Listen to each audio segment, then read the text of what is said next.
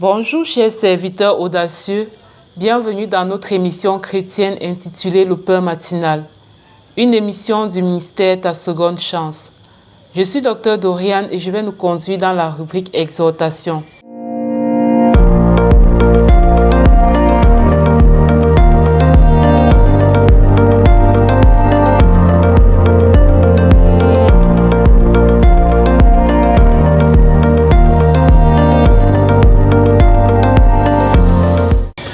Alors, bien-aimés dans le Seigneur, chers serviteurs audacieux, ce matin, nous allons parler de la nécessité d'avoir un cœur pur malgré tout.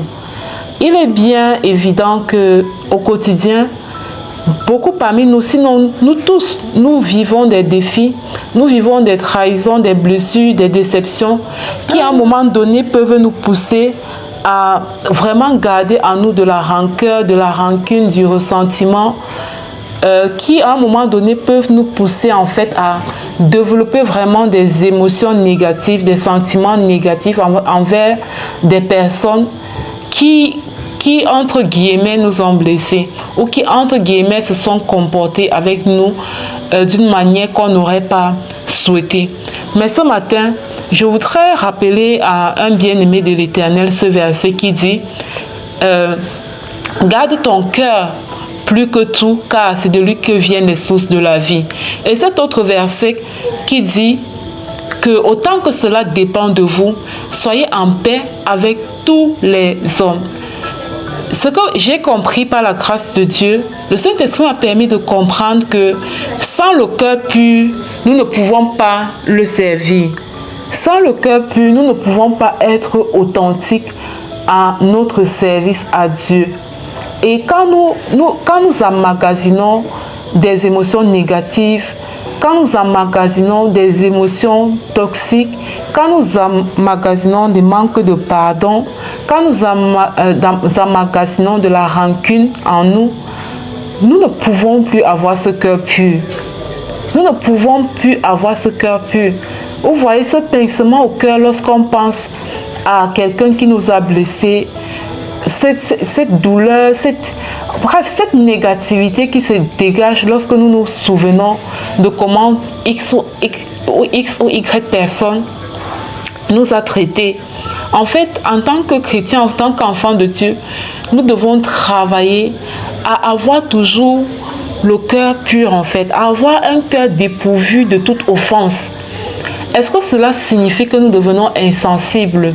Est-ce que cela signifie que nous n'éprouvons plus de sentiments, que nous n'éprouvons plus de douleur? Non, ce n'est pas ce que ça signifie.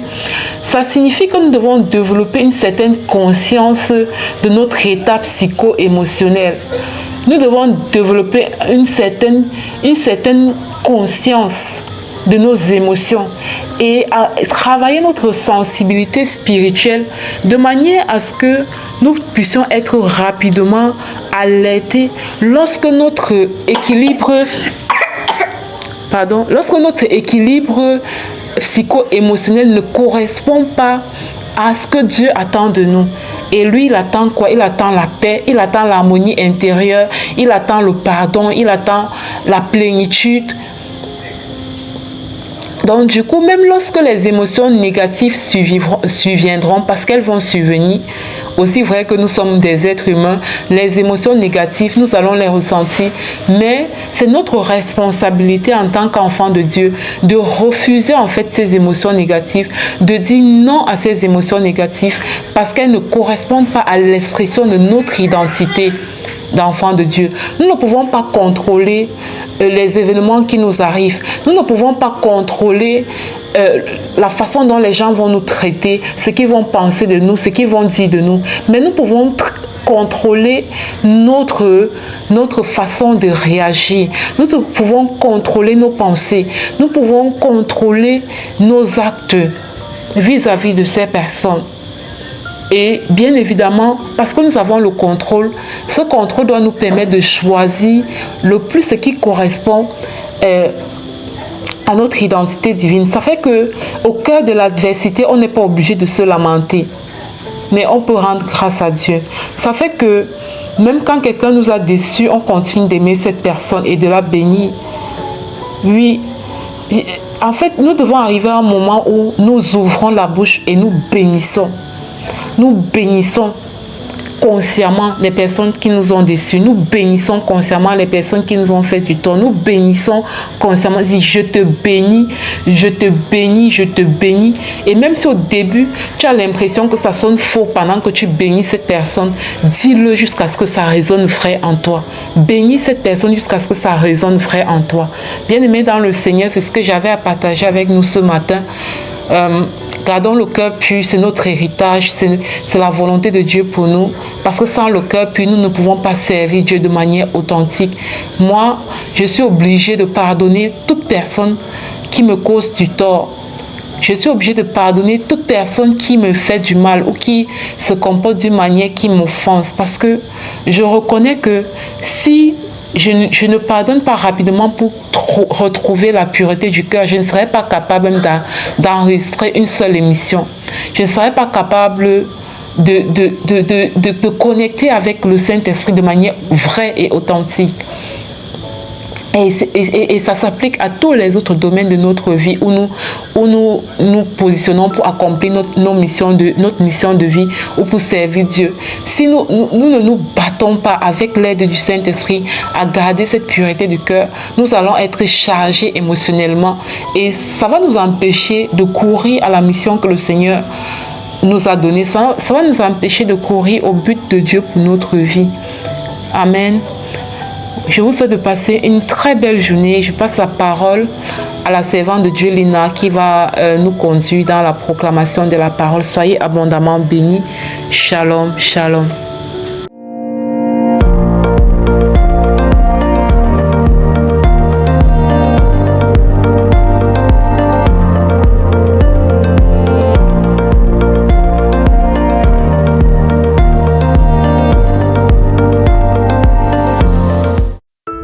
Bienvenue dans cette deuxième partie de l'émission Le Pain Matinal du ministère Ta Seconde Chance International. Ici Lina pour la parole proclamée, déclarée et envoyée en mission. La parole qui nous est donnée ce matin, bien-aimés, est la suivante. Je changerai devant eux les ténèbres en lumière. Écoute, le Seigneur dit qu'il changera devant ses enfants les ténèbres en lumière. Cette parole est tirée du livre d'Ésaïe au chapitre 42, verset 16. Et notre Dieu s'adressait ainsi au peuple d'Israël. Mais toi, bien-aimé, notre Dieu s'adressait au peuple d'Israël en disant « Mon peuple que j'ai fait de ma main pour la louange de mon nom. Et toi et moi, nous sommes le peuple de Dieu, fait de sa main, pour la louange de son nom. » Alors cette parole est précisément adressée à nous aussi. Nous allons proclamer et déclarer tous ensemble, surtout avec foi. Je proclame et je déclare que les ténèbres de ma vie se dissipent, car Dieu marche devant moi et transforme l'obscurité en clarté au nom puissant de Jésus-Christ. Je proclame et je déclare que là où régnait la confusion et le doute, la lumière de Dieu éclaire désormais mon chemin au nom puissant de Jésus-Christ.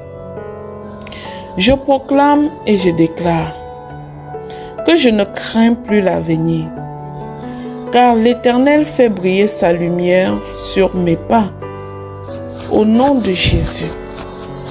Je proclame et je déclare que mon passé obscur ne limite plus mon avenir lumineux en Christ, au nom puissant et glorieux de Jésus-Christ.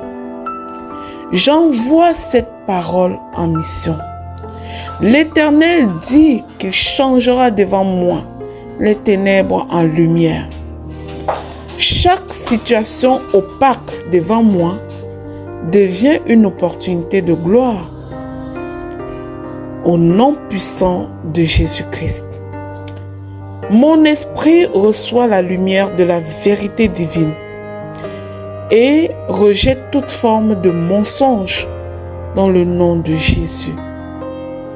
Je proclame et je déclare que Dieu me conduit hors des zones floues vers des terrains clairs, sûrs et bénis dans le nom puissant de Jésus-Christ.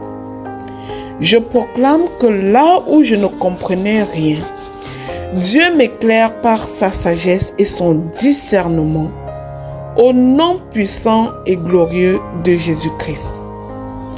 Je proclame et j'établis que toute confusion dans ma maison est remplacée par la paix et la lumière de Dieu au nom de Jésus. Je proclame et je déclare que l'Éternel m'éclaire dans mes décisions et me montre le bon chemin au nom puissant et glorieux de Jésus.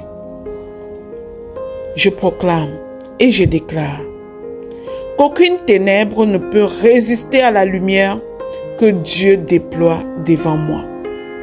Ma lumière, lui, je suis éclairé et je deviens une lumière dans les nations au nom puissant et glorieux de Jésus. Je proclame et j'établis que je suis un enfant de lumière et je marche selon la lumière du Seigneur Jésus-Christ au nom de Jésus. Je déclare que même les erreurs du passé deviennent des leçons éclairées par la grâce de Dieu. Je dépale les cadeaux cachés dans mes souffrances du passé. Je comprends des leçons éclairées issues de ces souffrances. Je me lève dans ma destinée et je prends le mandat de délivrer les captifs au nom puissant de Jésus-Christ. Je déclare que chaque saison sombre dans ma vie devient un témoignage lumineux de la fidélité de Dieu au nom puissant et glorieux de Jésus-Christ. Je proclame et j'annonce qu'aujourd'hui, je vis dans la pleine lumière de la promesse divine. L'Éternel a envoyé une parole. J'envoie cette parole en mission, car il déclare qu'il changerait devant moi les ténèbres en lumière. Alléluia. Je déclare que Dieu change mes ténèbres en lumière au nom puissant et glorieux de Jésus-Christ. Je scelle ces proclamations dans le sang précieux de Jésus-Christ. Elles sont oui et amen dans la vie de chaque personne qui proclame après moi. Elles sont oui et amen dans ma vie personnelle, dans le nom puissant de Jésus-Christ.